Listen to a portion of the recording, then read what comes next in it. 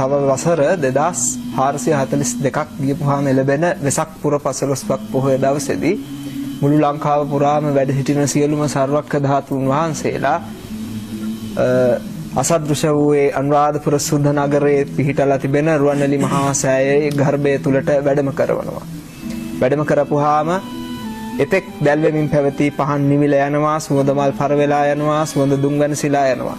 ඒ අවස්ථාවේ සියලුම සර්වක්ඛ ධාතුන් වහන්සේලා අහසට පැන නැගලා එක නූලක වුණපු මුතුයට පේලියක් වගේ නාගදීප රාජායතන චෛත්‍ය ස්ථානයට වැඩම කරවනවා. වැඩම කරපුවාම එතෙක් කල චූලෝදර මහෝදර ඒ නාරජවරු බුදුරජාණන් වහන්සේට පූජා කරපු ඒ මණික් පුටුව පොළවයට වැඩ හිටිනවා. ඒ මණික් පුටුව අහසට පැන නැගුණාම මේ මණික් පුටුව මත සියලු සර්වක්ඛ ධාතුන් වහන්සේලා තැන්පත් වෙනවා.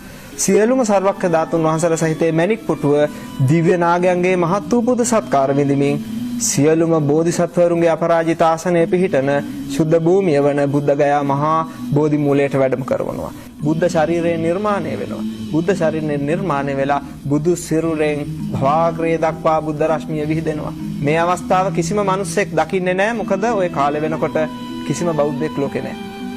ඊට පස්සේ මොකද වෙන්නේ? සියලුම දෙවියොත් බ්‍රහ්මයොත් බුදුරජාණන් වහන්සේට අවසාන වතාවට පුද සත්කාර කරන්න බෝධි මූලයට පැමිණෙනවා. බුදුන් පුදනවා. අනන්ත බුදු ගුණ ගයමින් බුදුරජාණන් වහන්සේට ස්තුති ගායනා කරමින් බුද්ධ වන්දනා වේදෙනවා.